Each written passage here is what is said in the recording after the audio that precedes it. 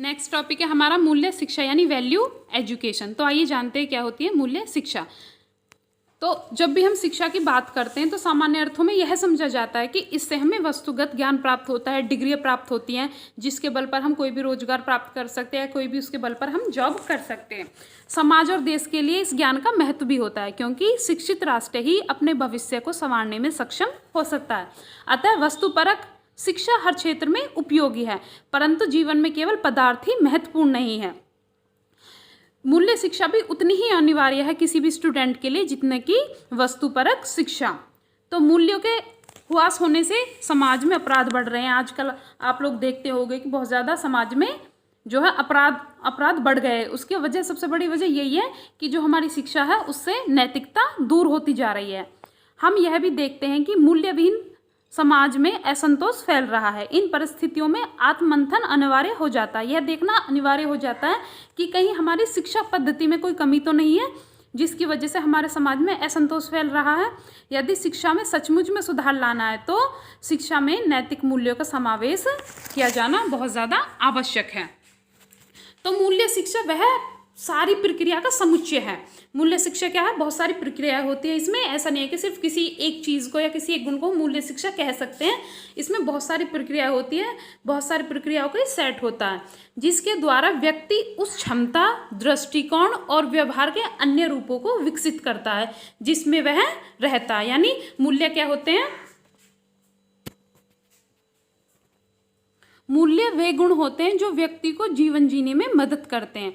तो मूल्य मनुष्य के अंदर वे गुण होते हैं जो कि व्यक्ति को सही तरह से अपना जीवन व्यतीत करने में मदद करते हैं।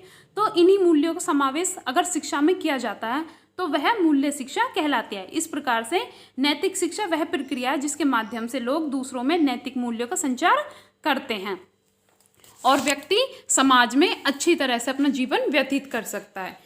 शिक्षा का मूल्य बच्चों के विचारों के दृष्टिकोण, रुचियों, भावनाओं, व्यक्तित्व और चरित्र में सुधार लाने में मदद करता है।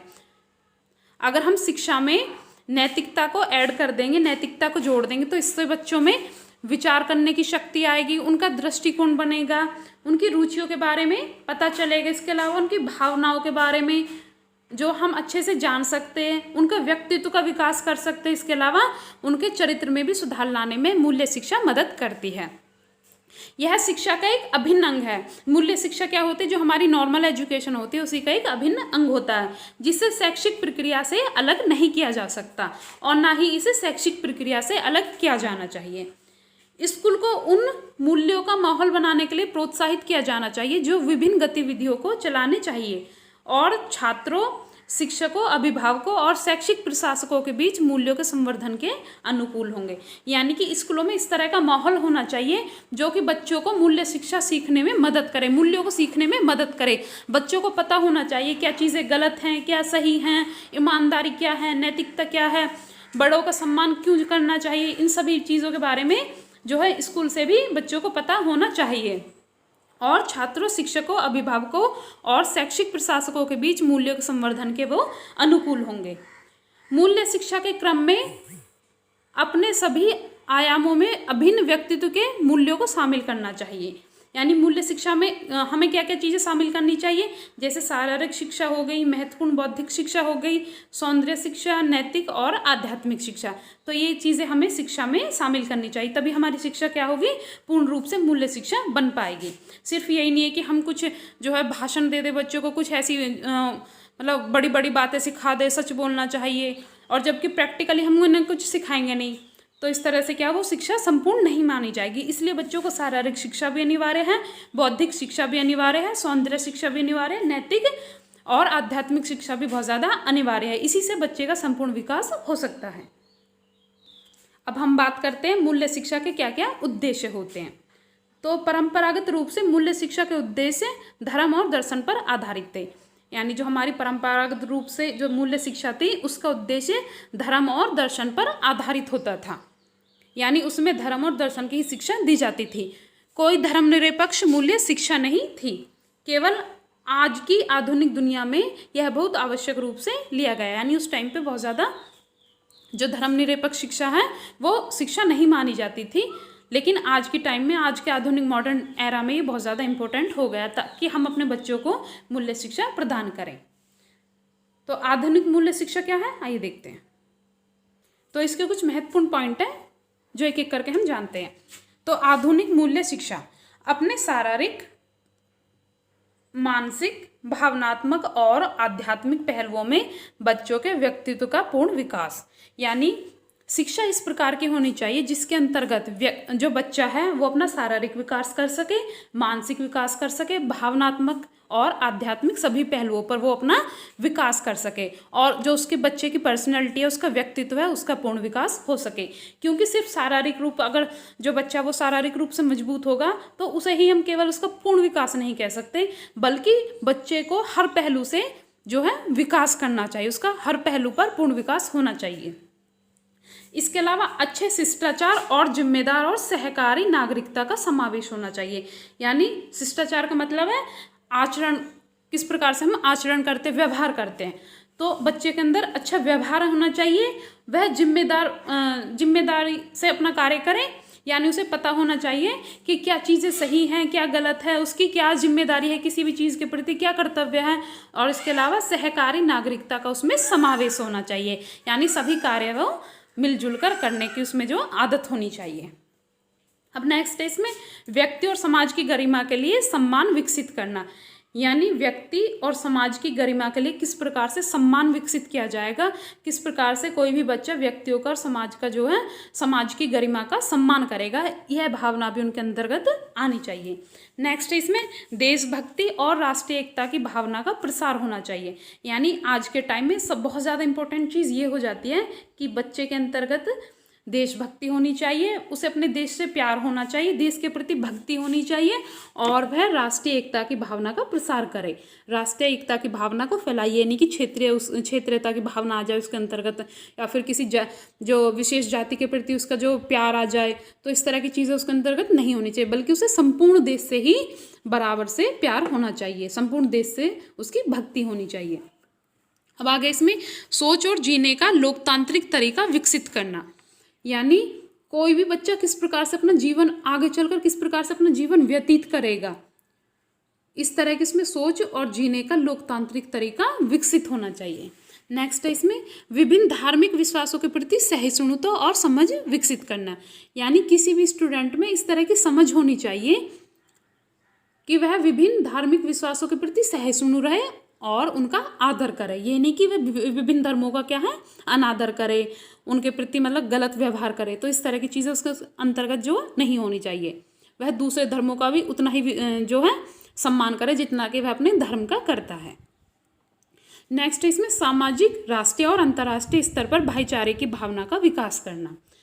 तो जो बच्चे हैं उनके अंदर इस तरह की भावनाएं आनी चाहिए कि वो सामाजिक, राष्ट्रीय और अंतर्राष्ट्रीय स्तर पर आपस में भाईचारे की भावना से कार्य करें और आपस में मिलजुल कर जो है सभी कार्यों को संपूर्ण करें। इसके अलावा विद्यार्थियों को उन पर और कुछ अलौकिक शक्ति में विश्वास करने में मदद करना जो कि इस ब्रह्मांड और मानव जीवन को नियंत्रित करने वाला है। यानी कि बच्चे को इन चीज़ों पर भी विश्वास कराना चाहिए कि कुछ अलौकिक शक्तियाँ होती हैं जो कि उन पर, उनके समाज पर, उनके देश पर, उनके विश्व पर और बल्कि पूरे ब्रह्मांड पर किसी का नियंत्रण है। ठीक है, तो वो क्या है, कुछ अलौकिक शक्तियाँ जिनके बारे में विद्यार्थियों को पता होना चाहिए, जो कि मानव जीवन को भी नियंत्रित करती है, पूरे ब्रह्मांड को भी नियंत्रित करती है। तो इससे क्या है, जब भी बच्चे के मन में कुछ गलत करने का विचार आएगा तो उसे ये रहेगा कि कोई ना कोई हमें देख रहा है, कोई ऐसी अलौकिक शक्ति की नज़र हमारे ऊपर है, इसलिए हमें कुछ गलत कार्य नहीं करना चाहिए। नेक्स्ट है इसमें ध्वनि नैतिक सिद्धांतों के आधार पर निर्णय लेने के लिए जो छात्र हैं उनको सक्षम करना। यानी जो बच्चे हैं वो नैतिक सिद्धांतों के आधार पर किस प्रकार से डिसीजन ले, किस प्रकार से अच्छे निर्णय ले, इसके लिए विद्यार्थियों को सक्षम बनाना।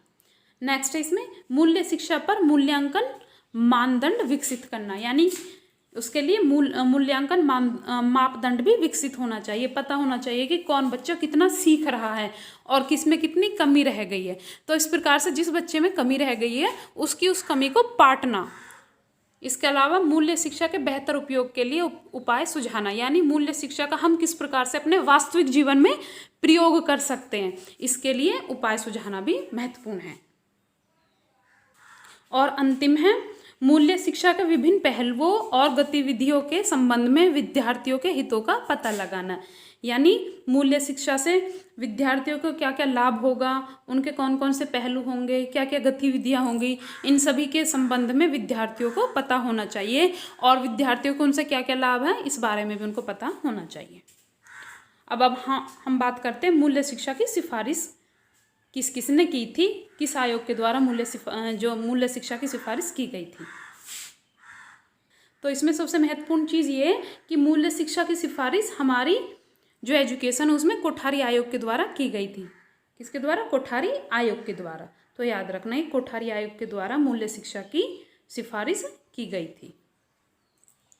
तो कोठारी आयोग ने बहुत ही सही ढंग से देखा है कि विस्तार, ज्ञान और बढ़ती शक्ति जो आधुनिक समाज के निपटान में है, इसलिए सामाजिक जिम्मेदारी की भावना को मजबूत और गहरा करने और नैतिक और आध्यात्मिक मूल्यों की मजबूत प्रशंसा के साथ संयुक्त होना चाहिए। तो कोठारी आयोग के द्वारा यह कहा गया कि शिक्षा केवल ऐसी ना हो कि जिसके द्वारा केवल हम जो है कुछ डिग्रियां प्राप्त कर ले, कोई जॉब ले ले। शिक्षा इस तरह की होनी चाहिए जो हमें हमारी सामाजिक जिम्मेदारियों को बताए, हमारी भावनाओं को बताए और मतलब उनको गहरा करे। इसके अलावा हमारे अंदर नैतिकता आए, हम आध्यात्मिक मूल्यों को समझे, इस तरह से जो है शिक्षा होनी चाहिए। अब आज की स्थिति को देखते हुए जो बहुत तेज़ी से विकसित हो रही है, यानी आज के टाइम में जो मूल्य शिक्षा उसे हमारी जो नॉर्मल एजुकेशन है, सामान्य शिक्षा, उसमें बहुत तेज़ी से ऐड किया जा रहा है, विकसित किया जा रहा है। हमारे लिए शैक्षिक प्रणाली को उचित मूल्य उन्मुखीकरण देना भी उतना ही महत्वपूर्ण है। इसलिए भारत ने स्वतंत्रता प्राप्त करने के बाद शिक्षा के विभिन्न चरणों में छात्रों में सही मूल्य के विकास के लिए निरंतर प्रयास किया है। स्वतंत्रता प्राप्त करने के बाद में, आज़ाद होने के बाद में भारत ने हमेशा इस तरह का प्रयास किया है कि बच्चों को शिक्षा के साथ मूल्य शिक्षा भी दी जाए, उनके अंदर जो है मूल्य का भी विकास कराया जाए। इसके अलावा एक संस्था है CABE, कैब, ठीक है। तो कैब ने भी आध्यात्मिक भूमि नैतिक शिक्षा पर जोर दिया, यानी कैब के द्वारा भी आध्यात्मिक और नैतिक शिक्षा पर जोर दिया गया है। यह घर और समुदाय की जिम्मेदारी थी, ठीक है। तो ये नहीं है कि सिर्फ स्कूल की जिम्मेदारी ही बनती है बच्चों को नैतिक शिक्षा के बारे में बताना, आध्यात्मिक शिक्षा के बारे में बताना, यह घर और समुदाय की भी जिम्मेदारी बनती है कि वो अपने बच्चों को जो है अध्यात्म के बारे में समझाए, नैतिकता के बारे में समझाए। तो ये कैब की सिफारिश थी। इसके अलावा अंतर्राष्ट्रीय स्तर पर यूनेस्को ने भी यह महसूस किया था कि शिक्षा प्रणाली को विश्व शांति और अंतर्राष्ट्रीय समझ और मानव जाति की एकता के मूल्य को बढ़ावा देना चाहिए। यानी शिक्षा प्रणाली इस प्रकार की होनी चाहिए जो विश्व शांति, अंतर्राष्ट्रीय समझ और मानव जाति की एकता के मूल्यों को बढ़ाए। तो ये यूनेस्को के द्वारा कहा गया था, यूनेस्को के द्वारा।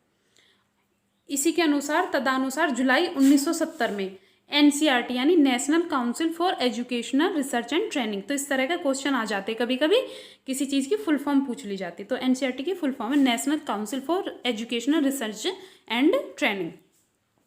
तो इसके द्वारा NCERT के द्वारा आयोजित प्राथमिक चरण के लिए न्यूनतम पाठ्य चर्चा मानकों पर राष्ट्रीय सम्मेलन ने छात्रों को नैतिक और आध्यात्मिक मूल्यों में योगदान देने के महत्व पर जोर दिया। यानी इसमें बताया गया कि शिक्षा के साथ नैतिकता और आध्यात्मिक शिक्षा भी बहुत ज़्यादा अनिवार्य है, जो कि हमारी संस्कृति का ही, हमारी प्राचीन संस्कृति का ही हिस्सा है। जैसे कि ईमानदारी है, दया, दान, सहिष्णुता, शिष्टाचार, सहानुभूति और करुणा। तो NCERT के द्वारा भी इन चरणों पर, इन गुणों पर जोर दिया गया, ताकि जो है हमारी जो बच्चे हैं वो शिक्षा लेकर उनके अंदर जो है ये भावनाएं आए, ये गुण भी उनके अंदर विकसित हो जाए। महत्वपूर्ण पॉइंट एक, NCERT द्वारा नवंबर 1976 में आयोजित प्राथमिक और कार्य उन्मुख शिक्षा पर राष्ट्रीय संगोष्ठी ने अंतर्राष्ट्रीय शिक्षा वर्ष के संदर्भ में शिक्षा में सुधार में गांधीवादी मूल्यों की प्रासंगिकता और महत्व को मान्य थी। मान्यता दी, यानी एनसीईआरटी के द्वारा यह मान्यता दी गई और यह मान लिया गया कि जो शिक्षा है उसमें गांधीवादी मूल्यों को भी आवश्यक रूप से ऐड करना चाहिए, मिलाना चाहिए। उन्होंने बताया कि गांधीवादी जो मूल्य है उनकी आज के टाइम में भी कितनी प्रासंगिकता है, इसलिए जो शिक्षा है वो कार्य उन्मुख होनी चाहिए और उनमें जो गांधीवादी मूल्यों को भी ऐड करना चाहिए। इसके अलावा शिक्षा पर राष्ट्रीय नीति थी 1986 में, जो राष्ट्रीय शिक्षा नीति बनी थी उसने भी कुछ कारण थे जिसके लिए मूल्य शिक्षा की आवश्यकता को बहुत दृढ़ता से सिफारिश की। ठीक है, तो जो 1986 की राष्ट्रीय शिक्षा पर राष्ट्रीय नीति थी उसमें भी बताया गया कि मूल्य शिक्षा क्यों अनिवार्य है। अब क्या क्या कारण थे आइए देखते हैं। विज्ञान प्रौद्योगिकी के क्षेत्र में महत्वपूर्ण प्रगति ने परिणाम स्वरूप लोगों की जीवन शैली में भी पूर्ण बदलाव आया है। इसलिए क्योंकि लोगों की जीवन शैली में पूर्ण रूप से बदलाव आ गया है, इसलिए आज के टाइम में मूल्य शिक्षा बहुत ज़्यादा अनिवार्य हो चुकी है। इसके अलावा विज्ञान और प्रौद्योगिकी का उपयोग मानव जीवन के बेहतरी के लिए उपयोग करने की बजाय मानव जाति के अस्तित्व को खतरे में डालने वाले सामूहिक विनाश के हथियारों का उत्पादन करने के लिए किया जा रहा है। यानी कि आज जितना विज्ञान हमारा ग्रोथ कर रहा है, प्रौद्योगिकी जो हमारी टेक्नोलॉजी है वो बहुत ज़्यादा विकास कर रही है, तो इसका उपयोग आज के टाइम में कुछ ऐसी कंट्रीज़ हैं, कुछ ऐसे लोग हैं जो इनका मानव जाति का बेहतरी के उपयोग करने के बजाय मानव जाति का विनाश करने के लिए इनका उपयोग कर रहे हैं। जैसे कि परमाणु बम हो गए, अणु बम हो गए, तो इस तरह के जो सामूहिक हथियार हैं उनका उत्पादन किया जा रहा है। इसलिए लोगों के अंदर मूल्य शिक्षा होनी चाहिए, उन्हें पता होना चाहिए कि चीज़ें गलत हैं, इनसे जो मानव जाति है उसका अस्तित्व खतरे में पड़ जाएगा। नेक्स्ट, इसमें पारंपरिक मूल्यों का तेजी से क्षरण हो रहा है, इसलिए भी आज के टाइम में मूल्य शिक्षा काफ़ी ज़्यादा अनिवार्य है। जो बच्चे हैं, स्टूडेंट हैं, वो अपने मूल्यों को भूलते जा रहे हैं, इसलिए उनको बताना चाहिए कि जो हमारे पारंपरिक मूल्य हैं, नैतिक मूल्य, वो क्या क्या हैं, सही क्या है, गलत क्या है, बड़ों का आदर किस प्रकार करना चाहिए।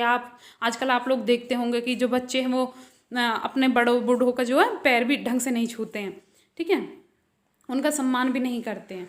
तो इस तरह से उन्हें पारंपरिक मूल्यों का बारे में बताया जाना चाहिए। नेक्स्ट, इसमें भविष्य में जीवन तेजी से और अधिक जटिल होने जा रहा है, यानी आगे आने वाले फ्यूचर में इससे भी और ज़्यादा जो कठिनाइयाँ आने वाली हैं।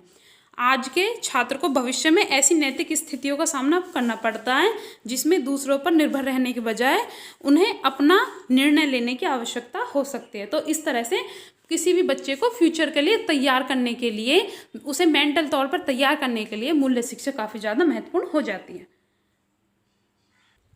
वर्तमान युवाओं की विशेष समस्या है, इसने बड़ों के आचरण पर सवाल उठाना शुरू कर दिया है। यानी जैसे घर में बड़े लोग होते हैं वो छोटे बच्चों को टोकते हैं, गलत चीज़ों को करने से रोकते हैं, तो इससे जो क्या है, जो युवा हैं, आज के यूथ हैं, उनको बहुत ज़्यादा समस्याएं होती है, बहुत ज़्यादा प्रॉब्लम होती है, खास करके राजनीतिक नेताओं ने। ठीक है, तो वे प्रचारित मूल्यों की प्रासंगिकता नहीं देखते, उन्हें पता ही नहीं है कि सही क्या है, गलत क्या है, और हमें क्यों दूसरों के बड़ों की। मूल्य आधारित शिक्षा के लिए दृष्टिकोण डगलस सुपर का 1976 मूल्य शिक्षा के लिए 8 अलग अलग दृष्टिकोणों की रूपरेखा देता है। कौन कौन से हैं 8 दृष्टिकोण, आइए देखते हैं। तो सबसे पहले निकासी दृष्टिकोण, इसमें क्या होता है, इसमें छात्रों को बिना सोचे समझे या फिर बिना किसी हिचकिचाहट के स्वतंत्र रूप से गैर तर्कसंगत विकल्प बनाने के लिए प्रोत्साहित किया जाता है। यह एक ऐसा वातावरण प्रदान करता है जो कि छात्रों के लिए अधिकतम स्वतंत्रता की अनुमति देता है। यानी इसमें बच्चों को फ्री होकर चीज़ें सिखाई जाती है, उन्हें पूरी तरह से फ्री छोड़ दिया जाता है, स्वतंत्र छोड़ दिया जाता है, और वे उन्हें बता दिया जाता है कि आप अपने कार्य करने के लिए स्वतंत्र हैं। इस तरह के उन्हें जो इस तरह से उन्हें निकासी दृष्टिकोण के अंतर्गत चीज़ें सिखाई जाती हैं, और एक उत्तेजक स्थिति प्रदान करता है जिसके लिए सहज प्रक्रिया प्राप्त होती है। उदाहरण के लिए भूखे बच्चे की तस्वीर पर प्रक्रिया, यानी बच्चों को इस तरह की तस्वीरें दिखाई जाती है, जैसे कोई बच्चा भूखा है उसकी तस्वीर दिखा दी, उसमें बच्चों की क्या क्या प्रतिक्रिया है, इन सभी चीज़ों के बारे में जो है नोट करना, पता करना कि बच्चे का जो नैतिकता है वो क्या है। ठीक है, किसी मतलब इस तरह के अपंग बच्चे की तस्वीर दिखा दी या किसी भिखारी की तस्वीर दिखा दी, जिससे बच्चों को सिर्फ उनकी क्या प्रतिक्रिया हो रही है, उनका क्या व्यू है, उनके क्या विचार है, इस बारे में जाना जाता है। नेक्स्ट इसमें ऊष्मायन दृष्टिकोण, तो इसके अंतर्गत छात्रों को विशिष्ट वांछित मूल्य के अनुसार कार्य करने के लिए मजबूर किया जाता है। शिक्षक द्वारा एक सकारात्मक और नकारात्मक सुदृढ़ीकरण मूल्य वृद्धि में मदद करता है। यानी इसमें क्या होता है, बच्चों को कुछ विशिष्ट वांछित मूल्य होते हैं, उनके अनुसार ही कार्य करने के लिए मजबूर किया जाता है। ठीक है, जैसे निकासी दृष्टिकोण था, उसमें क्या था, छात्रों को स्वतंत्र छोड़ दिया जाता था। लेकिन इसमें क्या है, छात्रों को कुछ नियम होते, रूल्स के अकॉर्डिंग ही उन्हें कार्य करने के लिए मजबूर किया जाता, वो अपनी इच्छा से कार्य नहीं कर सकते। शिक्षक के द्वारा एक सकारात्मक और नकारात्मक मूल्य जो है वो बता दिए जाते हैं और उनकी जो मूल्य वृद्धि में जो शिक्षक होते हैं वो उनकी मदद करते हैं। यह शिक्षक की प्राकृतिक क्रियाओं प्रतिक्रियाओं द्वारा किया जा सकता है। यानी इसमें जो शिक्षक है वो कुछ प्राकृतिक क्रियाओं और प्रतिक्रियाओं के द्वारा कर सकते, बता सकते, सिखा सकते बच्चों को। इस बार सम्मानित पद्धति उल्लेखनीय रूप से असफल रही है। पद्धति जो है ये असफल रही है क्योंकि इसमें बच्चा क्या है, स्वतंत्र रूप से कार्य नहीं करता बल्कि वह मजबूरी में कार्य करता है। इसके बाद में नेक्स्ट है जागरूकता का दृष्टिकोण। यह दृष्टिकोण छात्रों को जागरूक होने और अपने मूल्यों को प्रेरित करने में मदद करता है। यानी जागरूकता का दृष्टिकोण क्या होता है, इसमें जो छात्र होते हैं वो अपने दृष्टिकोण को जागरूक करते हैं और स्वयं के क्या क्या मूल्य हैं उनको प्रेरित करने में मदद करता है। छात्रों को अपने अनुभव साझा करने के लिए प्रोत्साहित किया जाता है। छात्रों से पूछा जाता है कि आपका किसी सिचुएशन में क्या क्या अनुभव रहा है, तो इस बारे में उनसे जो है जानकारी प्राप्त की जाती है और उन्हें जो प्रोत्साहित किया जाता है कि वे अपने जो एक्सपीरियंस है वो सभी के सामने शेयर करें। शिक्षक पठन, फिल्में, भूमिका निभाने, छोटे समूह चर्चा और अनुकरण के माध्यम से बोझिल परिस्थितियों या फिर दुविधा को प्रस्तुत करता है। यानी जो शिक्षक होते हैं, टीचर्स होते हैं, वो किसी पठन के माध्यम से या फिर किसी फिल्म के माध्यम से या फिर कोई इस तरह की भूमिका दे दी, उन्हें रोल दे दिए करने के लिए, उनके माध्यम से या फिर छोटे छोटे समूह बनाकर वो आपस में चर्चा करने के माध्यम से और या फिर कुछ जो चीज़ों को सुनने के माध्यम से वो जो बोझिल परिस्थितियाँ या फिर जो दुविधाएं, जो समस्या है, उनके बारे में किसी भी बच्चे की जो राय प्राप्त करते हैं, क्या क्या उनको एक्सपीरियंस हो इस बारे में वो पता करते हैं। इस प्रकार छात्र खुद को और दूसरे के विचारों, भावनाओं, विश्वासों या व्यवहारों से मूल्यों के बारे में अनुमान लगाने की प्रक्रिया में खुद को संलग्न करते हैं। यानी छात्र खुद को इन्वॉल्व कर लेते हैं कि दूसरे हैं, फिल्म के माध्यम से उन्होंने क्या सीखा, फिल्म उन्हें क्या सिखाती है, कोई भी जो स्टोरी वो उन्हें क्या सिखाती है या फिर कोई भी प्ले है वो उन्हें क्या सिखाता है। तो इस तरह से वो दूसरों के विचारों को, भावनाओं को, विश्वासों या फिर व्यवहारों से मूल्यों के बारे में जानकारी प्राप्त करते हैं और उनमें खुद को संलग्न कर लेते हैं। नेक्स्ट है इसमें नैतिक तर्क दृष्टिकोण। तो इसमें कोहलबर्ग के नैतिक विकास के 6 चरणों का सिद्धांत इस दृष्टिकोण में सबसे अधिक बार उपयोग किए जाने वाला ढांचा। यानी ये जो दृष्टिकोण है ये सबसे ज़्यादा उपयोग किया जाता है। शिक्षकों ने सीखने के अनुभवों को स्थापित किया जो नैतिक विकास की सुविधा प्रदान करेगा। ये अनुभव सामान्य श्रेणी में आते हैं कि कोहलबर्ग किस भूमिका को लेते हैं। भूमिका लेने में महत्वपूर्ण कारक सहानुभूति है। खुद को एक भूमिका में रखने और निर्णय लेने की प्रक्रिया का अनुभव करने के माध्यम से छात्र अपने एकल दृष्टिकोण की तुलना में बड़े ढांचे में नैतिक निर्णय देखना शुरू कर देते हैं। यानी कुछ इस तरह की सिचुएशन दी जाती है और उन्हें पूछा जाता है फिर छात्रों से कि मतलब आप खुद बताइए, खुद से अपना आकलन करके बताइए कि इसमें क्या चीज़ें गलत हैं, आपके हिसाब से इसमें क्या होना चाहिए। इस तरह से उनके विचारों को, उनकी भावनाओं को जो प्रदर्शित किया जाता है। इसमें एक दुविधा की चर्चा करने वाले छात्र होते हैं, यानी इसमें समस्या करने वाले छात्र होते हैं और उनके जो दूसरा पक्ष होता है उनके द्वारा तर्क भी दिया जाता है। तो इस तरह से एक दूसरे से तर्क वितर्क करके बच्चे सीखते हैं, वे उच्च स्तर का ज्ञान प्राप्त करते हैं एक दूसरे से क्या है, तर्क वितर्क करके, यानी नैतिक तर्क के द्वारा। ठीक है, इस तरह से चर्चा और प्रतिबिंब द्वारा छात्रों को एक आम सहमति पर समझौता करने की बजाय मूल्य स्थित व्यक्त करने के लिए प्रोत्साहित किया जाता है। इसमें यह देखा जाता है कि सिर्फ ये नहीं है कि परिचर्चा में क्या उनका रिजल्ट निकला, क्या सहमति बनी, बल्कि क्या चीज़ें सही हैं उन्हें यह भी बताया जाता है कि आपने रिजल्ट तो ये निकाल लिया लेकिन इसमें क्या क्या कमियां रह गई है, इसे और भी कैसे अच्छा बनाया जा सकता है, इस बारे में भी उन्हें अवगत कराया जाता है। अब नेक्स्ट है इसमें विश्लेषण दृष्टिकोण। तो इसमें क्या होता है देखते हैं। तो समूह व्यक्तियों को सामाजिक मूल्य समस्याओं का अध्ययन करने के लिए प्रोत्साहित किया जाता है। इसमें क्या है, व्यक्तियों को समूह में सामाजिक मूल्य जो समस्याएं होती हैं उनका अध्ययन करने के लिए प्रोत्साहित किया जाता है। या ऐसा नहीं है कि सिर्फ किसी पार्टिकुलर व्यक्ति को या फिर किसी पार्टिकुलर बच्चे को ही समस्याओं का अध्ययन करने के लिए कहा जाता है, बल्कि समूह में उन्हें मूल्य प्रश्नों को स्पष्ट करने, यानी जो भी प्रश्न है उनको स्पष्ट करने, संघर्ष में मूल्यों की पहचान करने के लिए कहा जाता है। और यह मतलब पूछा जाता है कि उसमें क्या चीज़ें सही है, आप किस प्रकार से, अगर ऐसी सिचुएशन आपके फ्यूचर में आती है तो आप किस प्रकार से उनसे निकल सकते हो। उन्हें कथित तथ्यों की सच्चाई और सबूतों को निर्धारित करने के लिए प्रोत्साहित किया जाता है। यानी उन्हें बताया जाता है कि जो आप चीज़ साबित करना चाहते हो, जो भी आप बात साबित करना चाहते हो, उनको तथ्यों की सच्चाई के साथ और सबूतों के साथ निर्धारित कीजिए, साबित कीजिए और मूल्य निर्णय पर पहुंचते हैं। अनुरूप मामलों को लागू करते हैं। निर्णय के अंतर्निहित मूल्य सिद्धांतों का संदर्भ और परीक्षण किया जाता है। बाद में क्या देखा जाता है कि जो अनुरूप मामलों होते हैं उनके आधार पर निर्णय निकाला जाता है और उसमें देखा जाता है जो जो अंतर्निहित मूल्य हैं उसके आधार पर सिद्धांतों का संदर्भ और परीक्षण किया जाता है। नेक्स्ट है इसमें मान का स्पष्टीकरण। इसमें क्या होता है, यह छात्रों को व्यक्तिगत व्यवहार पैटर्न की जांच करने और मूल्यों को वर्गीकृत और वास्तविक बनाने के लिए तर्क संगत सोच और भावनात्मक जागरूकता दोनों को उपयोग करने में मदद करता है। इसमें क्या होता है, छात्रों को व्यक्तिगत रूप से मतलब उनके व्यवहार की जांच की जाती है कि उनका व्यवहार कैसा है दूसरों के प्रति, क्या वो बड़ों का सम्मान करते हैं, छोटों से आदरपूर्वक व्यवहार करते हैं या नहीं।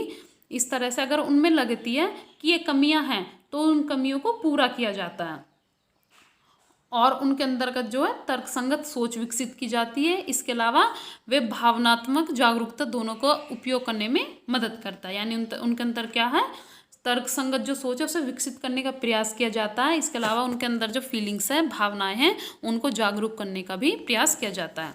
यह दृष्टिकोण रथो 1966 और साइमन एट 1972 द्वारा विस्तृत किया गया है, जहाँ बच्चे को एक आत्मविश्लेषण प्रक्रिया कार्यपत्र को चित्रित करने के लिए बनाया गया है। यानी जिसमें ड्राइंग, प्रश्न और गतिविधियां शामिल होती है। इसमें क्या होता है, ये एक विश्लेषण प्रतिक्रिया के तरह कार्य करता है, जिसमें कि बच्चे को ड्राइंग दे दी जाती है, ठीक है, उसे कुछ इस तरह की सिचुएशन दे दी जाती है कि आप इस ड्राइंग के माध्यम से कैसे अपने विचारों को प्रदर्शित करोगे, कैसे जो आपके व्यक्तिगत विचार हैं, आपकी क्या भावनाएं हैं, तर्कसंगत क्या विचार है आपके, उनको किस प्रकार से प्रदर्शित करोगे। उनसे कुछ प्रश्न पूछे जाते हैं या फिर कुछ इस तरह की गतिविधियाँ दे दी जाती है, करिकुलम एक्टिविटीज़ दे दी जाती है। फिर देखा जाता है कि बच्चा किस दृष्टिकोण से किस प्रकार से निर्णय लेता है। नेक्स्ट है प्रतिबद्धता का दृष्टिकोण। तो यह छात्रों को न केवल निष्क्रिय रिएक्टरों के रूप में या फिर स्वतंत्र व्यक्तियों के रूप में, बल्कि एक सामाजिक समूह और प्रणाली के आंतरिक सापेक्ष सदस्यों के रूप में खुद को महसूस करने में सक्षम बनाता है। तो इसमें क्या होता है कि छात्रों को केवल निष्क्रिय रूप से जो है रिएक्टर नहीं बना दिया जाता, उन्हें दर्शक बनाकर कार्य नहीं किया जाता, या फिर उन्हें स्वतंत्र रूप से कार्य नहीं बल्कि सामाजिक समूह में उन्हें कार्य करने के लिए प्रेरित किया जाता है, और जिससे कि वो आंतरिक सापेक्ष सदस्य के रूप में खुद को महसूस करे, खुद को जिम्मेदार बनाए। एक्शन प्रोजेक्ट एक की मूल्य प्रणाली को स्पष्ट करने और संसाधनों को बनाने और एक के मूल्य पर प्रतिबद्धता की गहराई का पता लगाने में मदद करता है। और सबसे लास्ट है हमारा द यूनियन अप्रोच। इसका उद्देश्य छात्रों को खुद को देखने और अलग अलग अहंकार के रूप में नहीं, बल्कि एक बड़ी अंतर संबंधित संपूर्ण मानव जाति दुनिया ब्रह्मांड के हिस्से के रूप में कार्य करना है। यानी इसमें बताया जाता है, इसमें छात्रों को यह अनुभव कराया जाता है कि वो खुद को अलग थलग ना देखे इस संसार से, बल्कि वो अपने आप को खुद को मानव जाति का ही हिस्सा समझे, इस दुनिया का ही हिस्सा समझे और इस संपूर्ण ब्रह्मांड का ही हिस्सा समझे। ऐसा नहीं, वो ऐसा ना समझे अहंकार के रूप में कि मैं तो सबसे अलग हूँ, मैं तो सबसे बड़ा हूँ या फिर मैं सबसे ज़्यादा काबिल हूँ, बल्कि वह बहुत ही अच्छे तरीके से अपने आप को इस दुनिया का ही हिस्सा समझे, इस संपूर्ण मानव जाति का ही वो अपने आप को हिस्सा समझे। अब हम बात करते हैं मूल्य शिक्षा के प्रकार क्या क्या है। मूल्य शिक्षा यानी वैल्यू एजुकेशन को दो व्यापक श्रेणियों में बांटा जा सकता है। इसकी दो श्रेणियां हैं। सबसे पहले व्यक्तिगत मूल्य यानी पर्सनल जो है उसके गुण होते हैं, ये वे मूल्य होते हैं जो मानव व्यक्तित्व के विकास या फिर मान्यता के व्यक्तिगत मानदंडों के विकास और ईमानदारी, वफादारी, सत्यता और सम्मान जैसे मानव व्यक्तित्व के संरक्षण से संबंधित होते हैं। यानी ये गुण होते हैं जो व्यक्ति के व्यक्तिगत होते हैं, जो उसके अंदर होते हैं, ना कि वो बाहर से ग्रहण करता है। तो इनमें क्या क्या होता है? ईमानदारी हो गया, वफादारी, सत्यता, मतलब सच बोलना हमेशा, और दूसरों का सम्मान करना। तो इस तरह के गुण हैं कि जो किसी व्यक्ति के अंदर भी होते हैं, यानी उसके व्यक्तिगत मूल्य होते हैं, गुण होते हैं। नेक्स्ट है इसमें सामूहिक मूल्य। तो समुदाय की एकजुटता या समानता, न्याय, एकजुटता और सामाजिकता के सामूहिक मापदंडों के साथ जुड़े मूल्यों को सामूहिक मूल्य के रूप में जाना जाता है। यानी किसी भी समुदाय की, किसी भी समाज के क्या क्या किस प्रकार से एकजुटता होती है, क्या उनमें समानता है, किसी भी समाज में लोगों को न्याय किस प्रकार से मिलता है, ठीक है। तो ये सभी क्या गुण हो गए? ये सामूहिक मूल्य हो गए। व्यक्तिगत मूल्य क्या है? जो किसी पर्टिकुलर व्यक्ति के होते हैं, जो उसके आंतरिक होते हैं। इसके अलावा सामूहिक मूल्य क्या है? समूह के मूल्य क्या है, किसी भी समाज का क्या गुण है, उसमें समाज जो न्याय की भावना कितनी है, समानता की कितनी भावना, इस चीज़ों को उसमें देखा जाता है। अब हम देखते हैं सामाजिक मूल्य कौन कौन से होते हैं। जैसे कि मित्रता, यानी कोई व्यक्ति समाज में किस प्रकार से मित्र बनाता है, कितने उसके मित्र हैं, किस प्रकार के मित्र हैं, ये सभी चीज़ें क्या हो? सामाजिक मूल्य के अंतर्गत आती है। इसके अलावा व्यक्ति आपस में किस प्रकार से सहयोग करते हैं, उनका अनुशासन किस प्रकार का है, वो किस प्रकार साहस से कार्य करते हैं और काम करने के लिए सभी से किस प्रकार से प्यार करते हैं। तो ये सभी क्या हो गए? सामाजिक मूल्य। जैसे मित्रता हो गई, एक दूसरे से मित्रता, सहयोग हो गया, एक दूसरे का सहयोग, अनुशासन हो गया, साहस, काम के लिए प्यार। तो ये सभी चीज़ें क्या है? सामाजिक मूल्य। नेक्स्ट है इसमें नैतिक मूल्य क्या है? सच्चाई, ईमानदारी, सम्मान, शिष्टाचार, ये क्या है? नैतिक मूल्य है। ठीक, क्या क्या है? सच्चाई, ईमानदारी, सम्मान, शिष्टाचार। शिष्टाचार का मतलब है व्यवहार करना, सम्मान का मतलब है बड़े और छोटे का आदर करना, ईमानदारी का मतलब अपने कार्य को निष्ठा से करना, सच्चाई से करना, और सच्चाई यानी हमेशा सच बोलना। अब हम देखते हैं व्यक्तिगत मूल्य कौन कौन से होते हैं। समय की पाबंदी, यानी ये किसी भी व्यक्ति के पार्टिकुलर गुण होते हैं, किसी भी पार्टिकुलर व्यक्ति के गुण होते हैं, आंतरिक गुण होते हैं। इसके अलावा सक्रियता, वो किसी भी चीज़ में कितना सक्रिय है, कितना समय का पाबंद है, कितना साफ है, स्वच्छ है। इसके अलावा स्वस्थ है कितना है, और नीरसता कितनी है उसके अंतर्गत। तो ये सभी क्या है? व्यक्तिगत मूल्य के अंतर्गत आते हैं। और हम देखते हैं आध्यात्मिक मूल्य कौन कौन से होते हैं। यानी त्याग हो गया, सहनशीलता, क्षमा।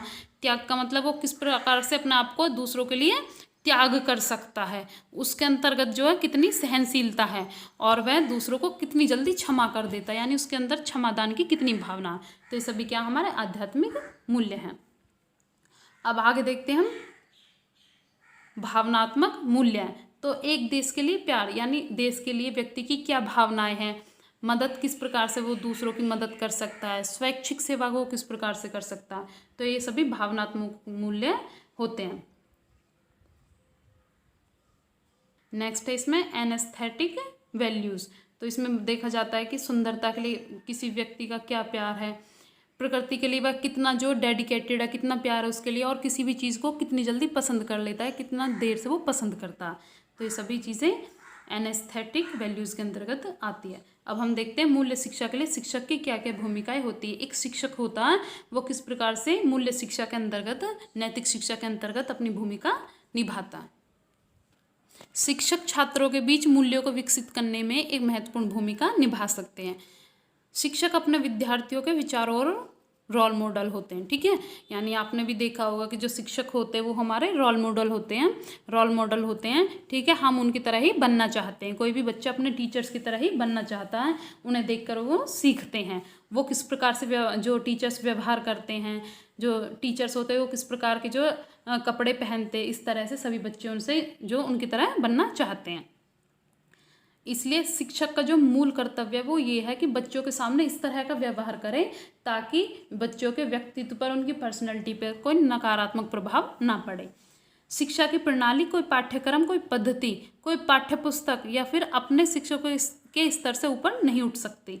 यानी कि कोई चाहे कितनी भी अच्छी शिक्षा की प्रणाली हो, कितना भी अच्छा पाठ्यक्रम हम लागू कर ले अपनी शिक्षा के अंतर्गत, या फिर कोई भी पद्धति अपना ले या कोई भी पुस्तक अपना ले, ये सभी क्या है, यह शिक्षकों के स्तर से ऊपर नहीं उठ सकती, शिक्षक से ज़्यादा ये महत्वपूर्ण नहीं हो सकती। यानी जितना एक शिक्षक बच्चों के ऊपर प्रभाव डालता है वो ये चीज़ें कभी भी इतना प्रभावित नहीं कर सकती किसी भी स्टूडेंट को जितना कि कोई भी टीचर कर सकता है।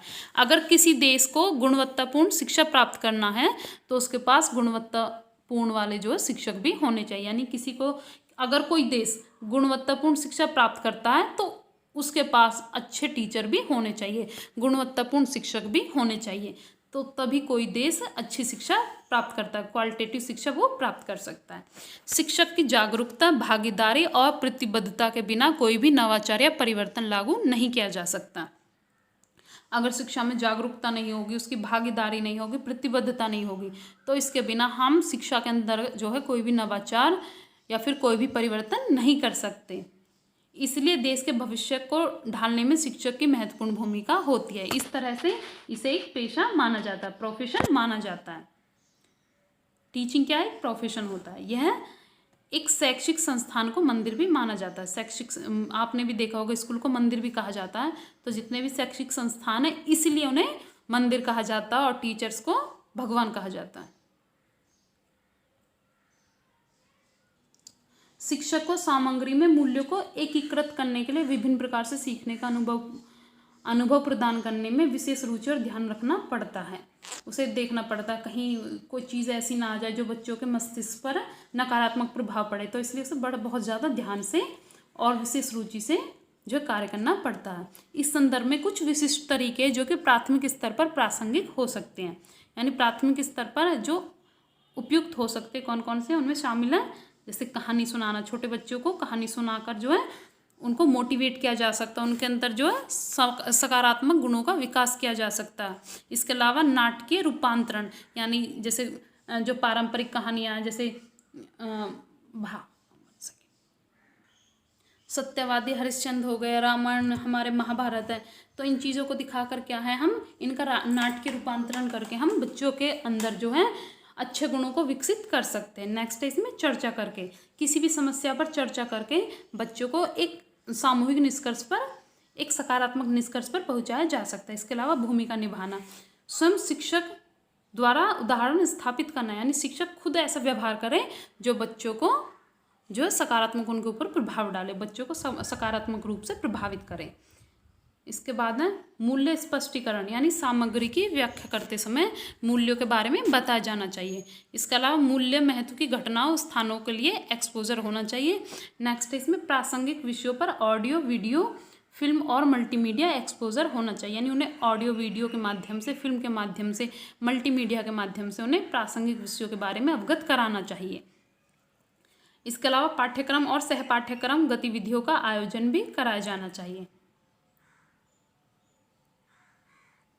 अब नेक्स्ट है इसमें मूल्यों को सिखाने और विकसित करने में शिक्षकों की बड़ी भूमिका होती है। कौन कौन सी भूमिकाएं होती है ये देखते हैं। तो सबसे पहले है चर्चा करके, संवाद और व्यवहारिक गतिविधियों में शिक्षार्थियों की गतिविधि को शामिल करने के माध्यम से शिक्षक को उन्हें मानवीय कार्य और घटनाओं के बारे में सोचना और प्रतिबिंबित करना चाहिए।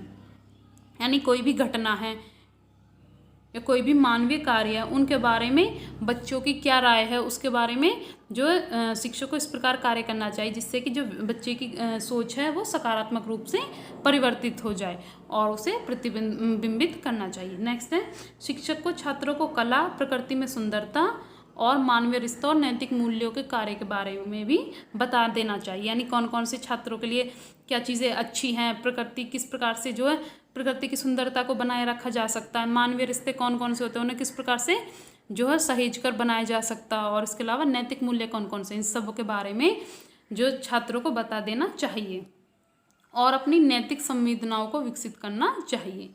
इसके अलावा उन्हें उच्च आदर्श और मूल्यों के विकास के लिए अनुकूल स्कूल में प्यार, विश्वास, सहयोग और सुरक्षा का माहौल बनाने में मदद करनी चाहिए। यानी बच्चे किस प्रकार से आदर्शों के साथ में मूल्य के विकास के लिए किस प्रकार से प्यार से, विश्वास और सहयोग से और सुरक्षा का माहौल बनाकर स्कूल में रहे, इस तरह का उन्हें माहौल प्रदान करना चाहिए। उन्हें ज्ञान की खोज, जैसे कि ज्ञान की खोज, जिज्ञासा और जानने की इच्छा, ज्ञान सीखने की इच्छा रखने और ज्ञान, विनम्रता और ईमानदारी को जानने के लिए और विनम्रता, ईमानदारी और अज्ञानता को स्वीकार करने की ईमानदारी के लिए जैसे गुणों को उन्हें सिखाया जाना चाहिए।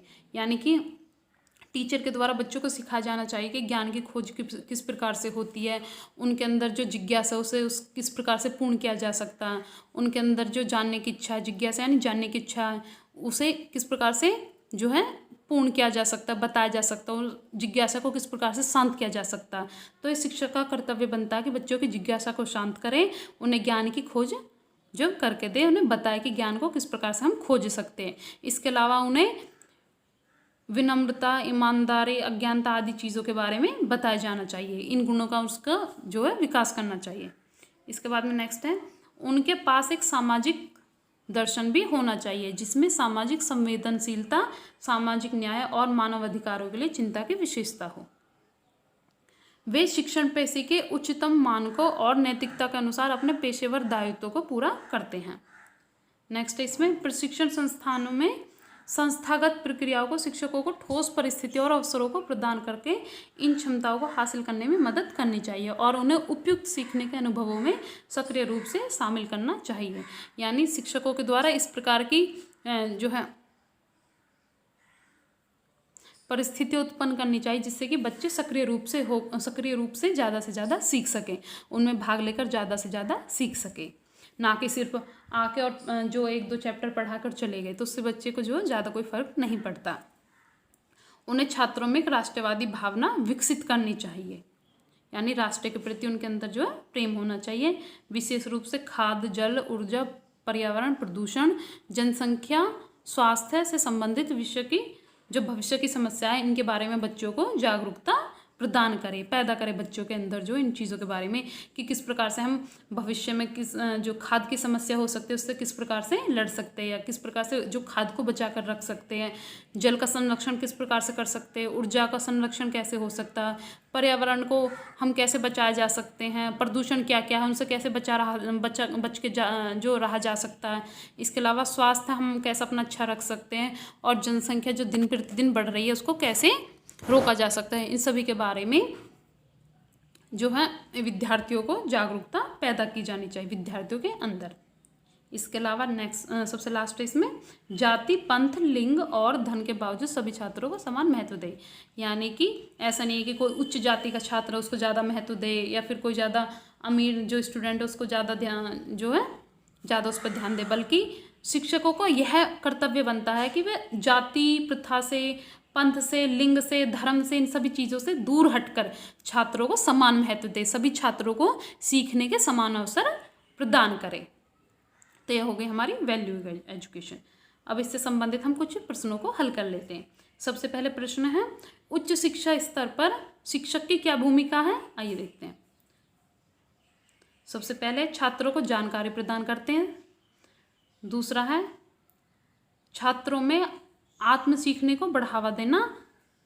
तीसरा इसमें छात्रों के बीच स्वस्थ प्रतिस्पर्धा को प्रोत्साहित करना।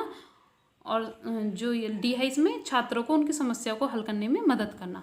तो क्या है इसका सही आंसर? वो है छात्रों में आत्म सीखने को बढ़ावा देना, यानी छात्र खुद से सीखे। इस चीज़ के लिए जो है शिक्षक उनको प्रोत्साहित करे। इसका जो सही आंसर वो है आंसर बी, उत्तर बी।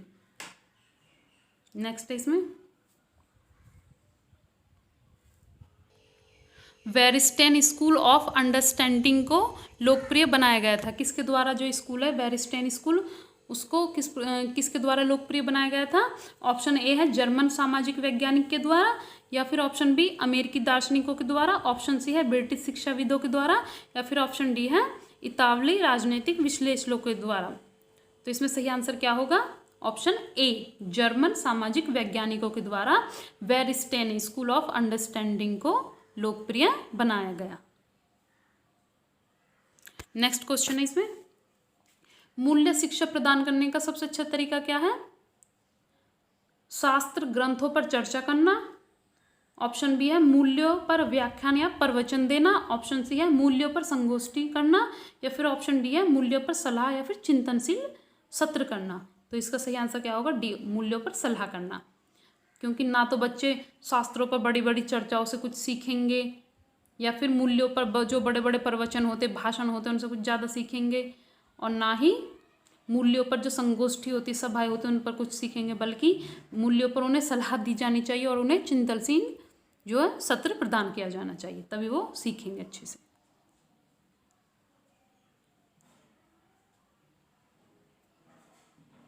अंतिम क्वेश्चन हमारा, मूल्य शिक्षा का उद्देश्य किस पर ध्यान केंद्रित करके किया गया है। सबसे पहले ऑप्शन 1 है समाज में प्रचलित सांस्कृतिक प्रथाओं के द्वारा। ऑप्शन 2 है इसमें सामाजिक समूह द्वारा निर्धारित आचरण के द्वारा। इसके अलावा तीसरा है मानवीय मूल्यों के प्रति चिंता, और चौथा है इसमें धार्मिक और नैतिक व्यवहार और निर्देश। तो इसमें सही आंसर क्या होगा? इसका आंसर ऑप्शन 3 इसका सही आंसर होगा, मानवीय मूल्यों के प्रति चिंता। क्या? मानवीय मूल्यों के प्रति चिंता।